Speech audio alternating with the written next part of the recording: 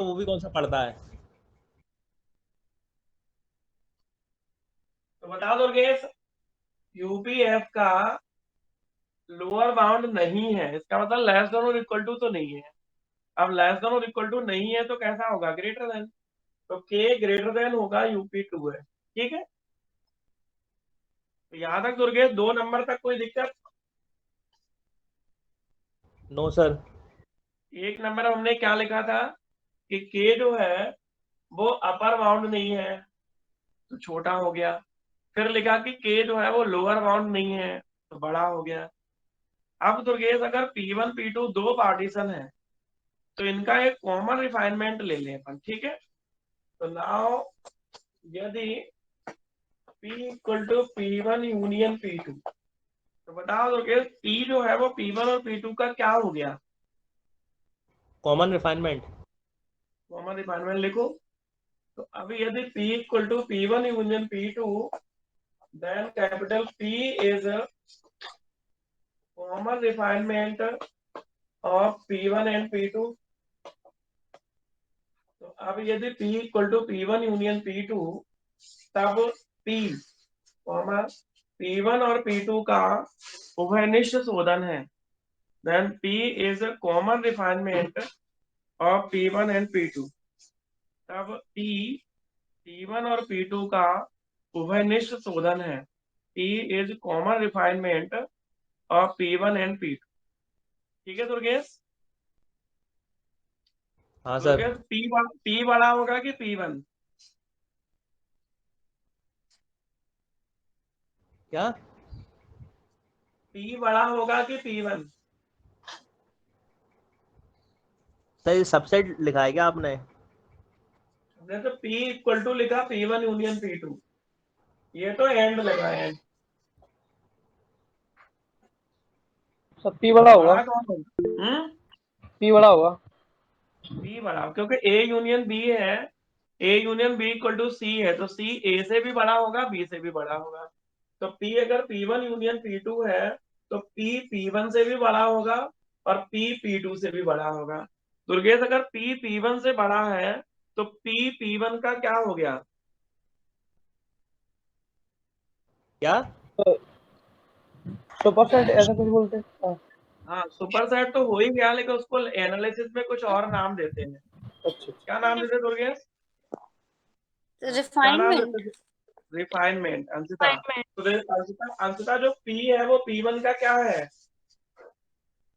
Refinement है, common refinement है। अरे कॉमन का तो मतलब दोनों का है, जो दोनों का है वो हाँ P1 सर। का भी होगा P2 का भी होगा। तो since P is yes sir. Refinement of P1, क्योंकि P P1 का शोधन है। बताओ, क्योंकि P P1 का शोधन है, तो पिछली वाली थ्योरम को याद करो अंशिता। पिछली थ्योरम ये कहती है कि अगर P का रिफाइनमेंट है तो LP(F) greater than equal to LPF। याद आ रहा कुछ? Yes sir.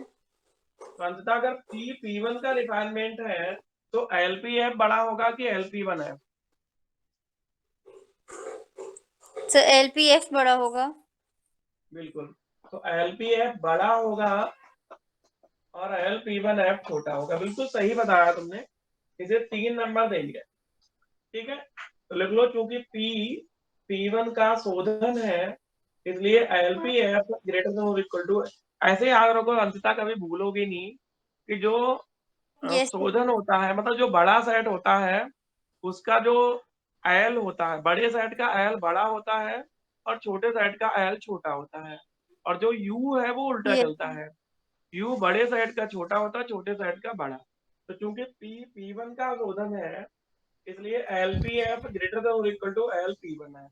यही काम जब अंततः यू के लिए करेंगे तो उल्टा होगा। Yes sir. तो आप बताओ P2 जो है, P2 बड़ा है वो अंशतः या P बड़ा है? सर P बड़ा है। P बड़ा है। तो इसी प्रकार similarly P is refinement of P2। इसी प्रकार P P2 का शोधन है। तो अगर अंशतः P P2 का शोधन है बेटा, तो U P2 बड़ा होगा कि UP बड़ा होगा? सर UP2 बड़ा होगा।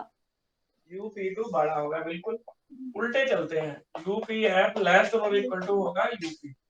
तो ऐसे याद कर लो कि जो बड़ा सेट होता है या बड़ा पार्टीशन होता है, L बड़े वाले का बड़ा होता है और U बड़े वाले का छोटा होता है। U उल्टा चलता है, छोटे का बड़ा होता, बड़े का छोटा होता, और L बड़े का बड़ा होता, छोटे का छोटा है। LP स्टार LP से बड़ा होता है, लेकिन UP स्टार UP से छोटा होता है। तो अब ये बता अंशिता कि तू Yes. कितने नंबर हो चुके हैं अंशिता? 4 हो चुके हैं। हाँ सर, 4 हो अंशिता गया। देखो, 1 2 3 4 को देखें अपन, ठीक है? तो पहले 2 Yes 3 सर। 4 को देखो अंकिता, 2 3 4 को देखें अपन, 1 2 3 4 को, तो क्या निष्कर्ष मिल रहा है तुम्हें? 1 2 3 4 को देखो। Yes sir. सब लोग अपनी कॉपी में 1 2 3 4 को देखो, और फ्रॉम 1 2 3 4 से क्या निष्कर्ष निकल रहा है कि कौन सबसे छोटा है, फिर उससे बड़ा कौन है, फिर उससे बड़ा कौन है, फिर उससे बड़ा कौन है, ये जरा देखो। दीपिका बताओ, सबसे छोटी वैल्यू कौन सी तुम्हें लग रही है चारों में, 1 2 3 4 में? सर के।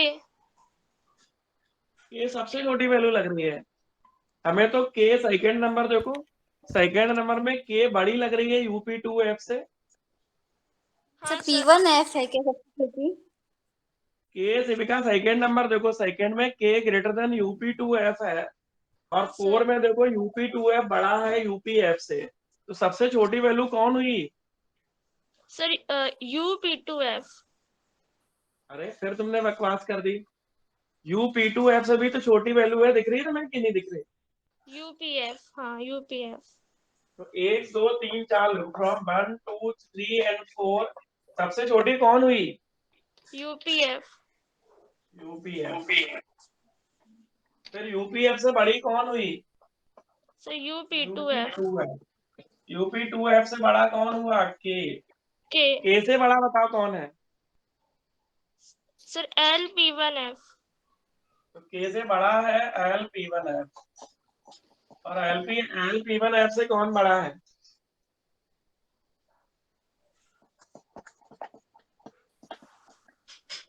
LPF सामने लिखा 3 नंबर देखो,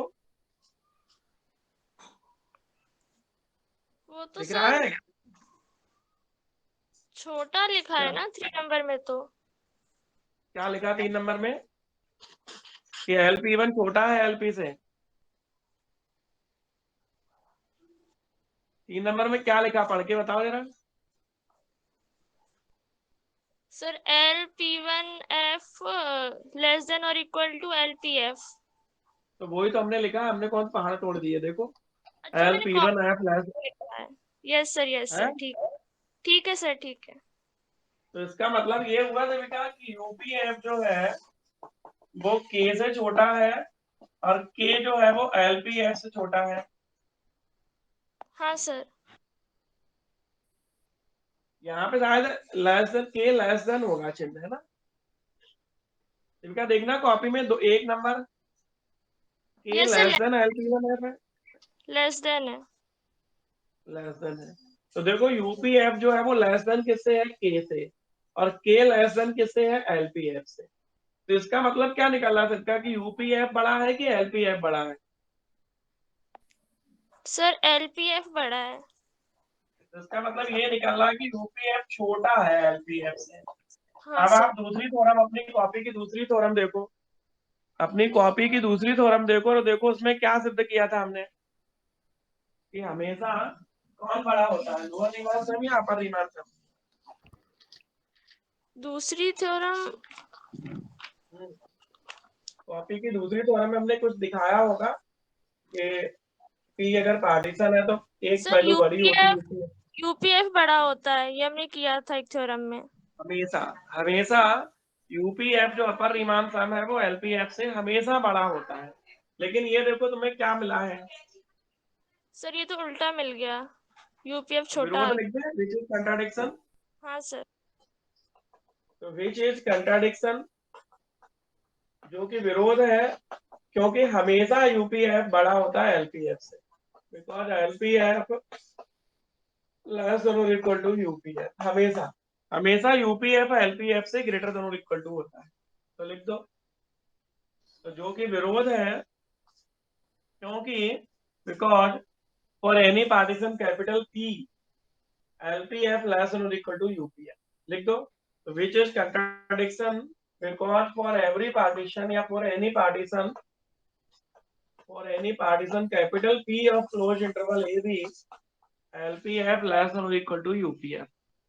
तो जो कि विरोध है, क्योंकि अंतराल ए बी के प्रत्येक विभाजन पी के लिए for every partition P of close interval A B LPF less than और इक्वल टू यूपीएफ, जो कि विरोध है, क्योंकि अंतराल ए बी के प्रत्येक विभाजन पी के लिए एलपीएफ लेस देन और इक्वल टू यूपीएफ। आप बता सकते, जो हम लेके चले थे वो गलत सिद्ध हो गया। तो अगर हम लेके चले थे वो गलत सिद्ध हो गया, तो फिर सही क्या होगा? तो देयरफॉर अवर सपोजिशन, तो पहले तो ये था सपोजिशन हमने की क्या थी, तो देयरफॉर अवर सपोजिशन दैट, क्या सपोजिशन किया था हमने? सर ये था कि lower Riemann integral greater than upper Riemann integral, ये सपोज तो किया। देखो, आता है हमारा मानना कि lower Riemann integral greater than upper Riemann integral, ये कैसा होगा, सही होगा कि गलत होगा? सर गलत होगा। गलत होगा। तो जो हम मान के चले थे उससे गलत रिजल्ट मिला, इस बार जो माना था वो गलत होगा। तो गलत का गलत क्या होता है, सही होता है। तो हमने मान तो ये लिया था कि लोअर रीमान इंटीग्रल बड़ा है अपर रीमान इंटीग्रल से, तो अगर ये गलत है सेविका कि लोअर रीमान इंटीग्रल बड़ा है, तो फिर निष्कर्ष स्वरूप क्या हो जाएगा, हेंस वी शैल गेट, इसलिए हम पाएंगे क्या रिजल्ट मिलेगा finally? Sir lower Riemann integral less than और equal to upper Riemann integral. Lower Riemann integral less than और equal to upper Riemann integral. तो हमने मान ये लिया था कि lower Riemann integral greater than upper है, तो ग्रेटर देन नहीं है। तो अगर ग्रेटर देन नहीं है तो इसका मतलब वो या तो छोटा या बराबर हो। तो हमारा कथन या हमारा मानना कि lower Riemann integral greater than upper Riemann integral गलत होगा, और इसलिए हम पाएंगे कि lower Riemann integral less than और equal to upper Riemann integral. इनका बहुत धीरे धीरे पढ़ना है, क्योंकि एनालिसिस हमारा तो दिल ये करता है कि एनालिसिस पूरी साल पढ़ाया जाए, और धीरे धीरे एक एक थ्योरम करते रहो। जहाँ पे थोड़ा सरल है, सेकंड यूनिट सरल है, तो जो यूनिट सरल आती है उसको दोबारा पढ़ाने की जरूरत ही नहीं, क्योंकि वो बहुत सरल न्यूमेरिकल है। लेकिन ये सारी चीजें बहुत धीमे धीमे पढ़नी है। एक थ्योरम को 4 से 5 दिन दो आराम से, जब पूरी समझ में आ जाए तब उसको लिख के देखो, और हो सके तो लिख के दिखाने आओ जो लोग ग्वालियर में रह रहे हैं। जो नहीं रह रहे वो अपने ग्रुप पे डाले तो हम चेक करके देखेंगे। तो बहुत स्लो पढ़ना है। तो शिविका कैसी लगी ये थ्योरम अभी तक? सर ये वाली तो अच्छी लगी। सुंदर लगी है? हाँ सर, समझ आ गई अब ना अपन पूरी। हाँ, तो इस थ्योरम का पूरा यूज जो है शिविका अगली थ्योरम में होगा, ठीक है? As it yes. इज, मतलब जैसा ये लिखा है ना, कुछ भी नहीं बदलेगा। बस के जहाँ लिखा है वहां के की वैल्यू बदल जाएगी, बाकी कुछ नहीं बदलेगा। लेकिन एक कहते हैं ना जान है, तो JEE लिख लो। मतलब इस थ्योरम के बाद कोई ऐसी थ्योरम नहीं होगी जो इस थ्योरम को यूज नहीं करे, ठीक है? तो JEE लिख लो, जान। तो जान का मतलब है इस पूरी यूनिट की ऐसी थ्योरम जिसके बिना कोई थ्योरम नहीं बनेगी, ठीक है? तो इसको लिखो जरा, फिर बता चलना है, जल्दी चलना है, बना ले 11 बजे तक। तो शिविका एक थ्योरम लिखो। हालांकि ये थ्योरम बड़ी बहुत है, 1 घंटे से ज्यादा ही टाइम लगता है इसमें। पहले थ्योरम लिख लो फिर देखते हैं।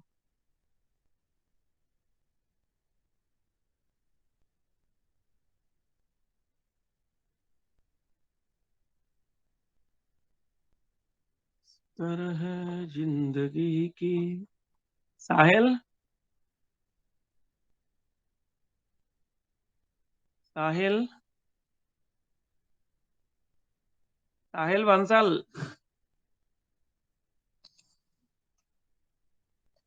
अरे तो क्या स्क्रीन मैं छोड़ के व्हाट्सएप पे गया फोटो देखने के लिए, तब तक फाइल फाइल चलाने लगी। तो तुम्हारा, तुम जाते हो व्हाट्सएप पे तो कोई तुम्हारा हेलो आवाज कट जाती है क्या? क्यों साहिल? हेलो, साहिल, क्या सर? माइक तो ओपन अबे करना रहता है ना। हाँ सर, हेलो। हाँ, ये कह रहे हैं उसे बीच में, बीच वाले को दबा के, जो स्क्वायर बना है उसको दबा के पहुंच जाया करो ना वहां सीधे। तो सर मुझे नहीं पता ना सर, आप मेरे बुलाने वाले हो। अच्छा, तो हम ये कह रहे हैं कि स्क्रीन दिख रही तुम्हें? हाँ सर, दिख रही है। अच्छा, तो लिखो, क्या लिखा पहले बताओ। रीमांस क्राइटेरिया फॉर इंटीग्रेबिलिटी, ये थोड़ा ईमान साहिल इस यूनिट क्राइटेरियन की, इस यूनिट फॉर इंटेग्रेबिलिटी। इस यूनिट की JAAN है, ठीक है। तो ये इस थ्योरम। थ्योरम को जब पढ़ेंगे हम लोग तो 2 दिन में ये थ्योरम खत्म होगी, आज और अगले टर्म में। इसके बाद फिर कुछ पढ़ने को बचेगा नहीं, क्योंकि हर थ्योरम में ये थ्योरम यूज होगी, और जो पिछली थ्योरम पढ़ी है वो इसमें यूज होगी। तो लिखो यस जरा, sir. Riemann's criteria for integrability, Hindi में कहते हैं समाकलनीयता, रीमा समाकलन, क्या क्या कहेंगे हिंदी में इसको? क्राइटेरिया की हिंदी क्या होती है शिविका? बोलो। सर क्राइटेरिया की हिंदी हम्म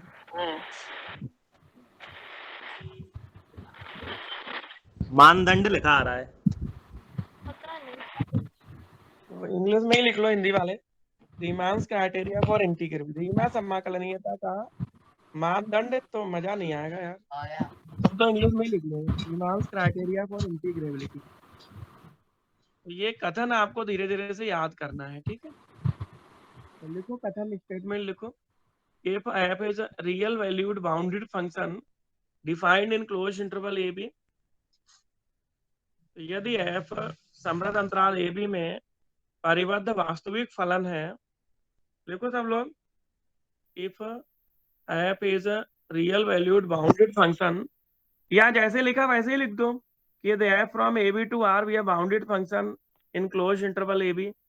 तो ये शब्दों में लिखो या ऐसे लिखो, एक ही बात है। तो शब्दों में ऐसे लिखते हैं कि if f is real valued bounded function defined in closed interval ab, यदि स्मॉल f समृद्ध अंतराल ab में परिबद्ध वास्तविक फलन है, तब हमने तुम्हें शायद स्क्रिप्ट आर सिखाया था, स्क्रिप्ट आर। यस सर, सिखाया था। तो ये जो f belongs to script R बनाना, ठीक है। जो लोग नहीं बना पाते हो वो फिर कैपिटल आर बना के काम चला सकते हैं, लेकिन जो स्क्रिप्ट आर बना सकते हो वो स्क्रिप्ट आर बना लें। तो then f belongs to script R close interval A B, इसका मतलब से भी क्या होता है, f belongs to R A B.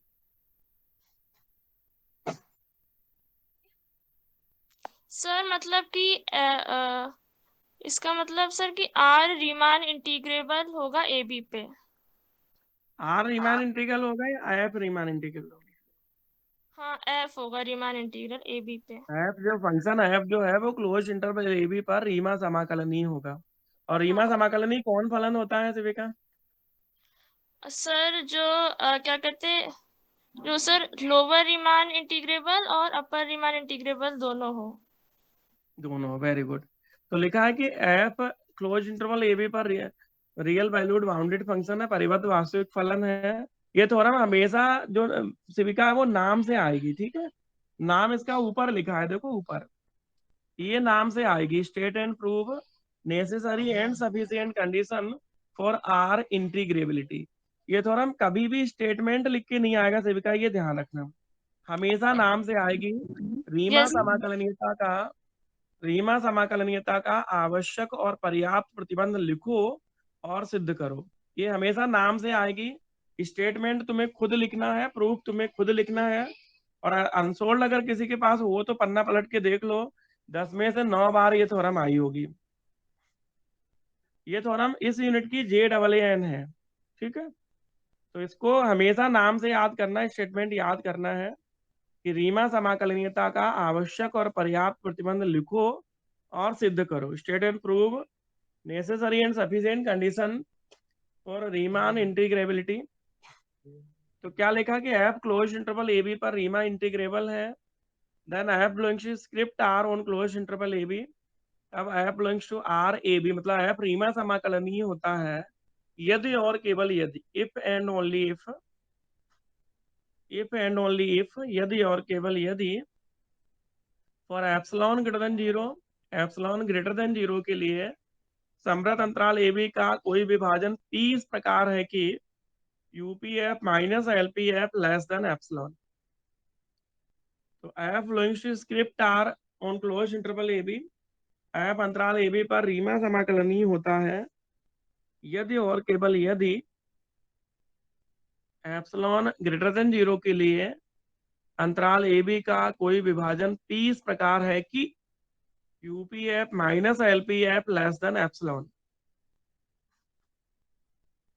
That is, अर्थात दोलायमान योग, इसको हिंदी में दोलायमान कहते हैं, ऑसिलेटरी सम।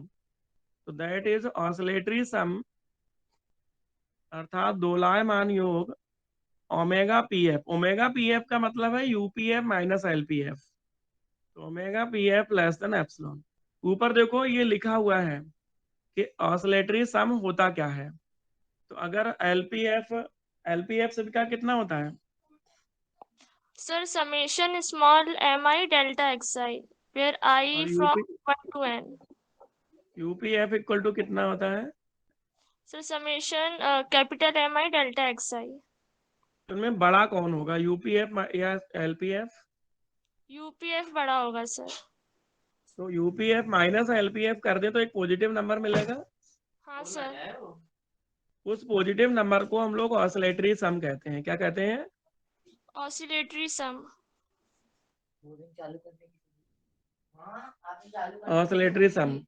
तो ये थ्योरम सबका बहुत महान थ्योरम है इस यूनिट से, या यो कह लो कि ये सबसे ज्यादा इंपॉर्टेंट थ्योरम यही है। बड़ी बहुत है, 1 घंटा लगता है प्रूफ करने में। तो हम ये सोच रहे हैं कि अब अगले टर्न पे इसे पूरा प्रूफ कराएं, क्योंकि अभी करेंगे तो अधूरी छोड़नी पड़ेगी, क्योंकि 1 घंटा अब रुकना तुम्हारे लिए शायद पॉसिबल नहीं होगा सबके लिए, है क्या? नो सर, अगले टर्न पे ही कराइएगा। इसे अगले टर्न पे अच्छे से करा देता, उससे पहले ये जो आज कराई थ्योरम इसको कर लेना। सिर्फ का आईजीटी थ्योरम फर्स्ट जो पार्ट है इसका, उसमें ये थ्योरम जो अभी कराई है पूरी की पूरी टीप देनी है, पूरी, कहीं अंतर नहीं आएगा। बस के की जगह एक वैल्यू लिखनी है, lower Riemann integral plus epsilon by 2, बस इतना अंतर है, बाकी पूरी थ्योरम आईजीटी रहेगी। तो अगर आज की थ्योरम आप अच्छे से पढ़ लो तो अगले दिन हमें परसों कल सुबह पढ़ा देगा।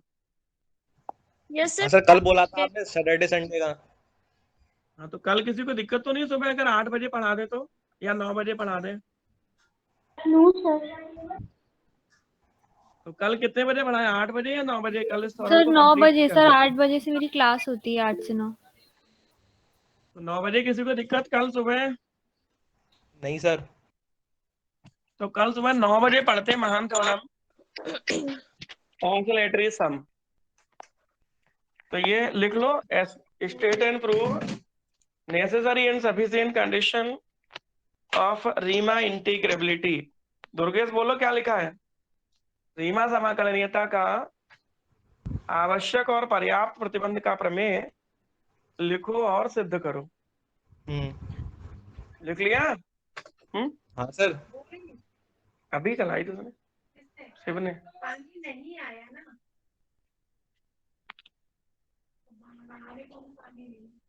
तो देखते हैं, ठीक है, मिलते हैं कल सुबह। कितने बजे तय हुआ अपना?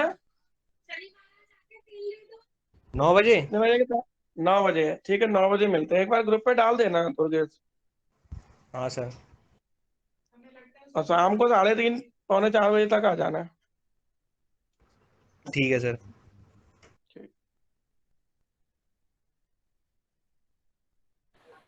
शाम को कितने बजे? 3:30 पौने 4 तक। ठीक ठीक ठीक, 4 बजे तक आ जाएंगे।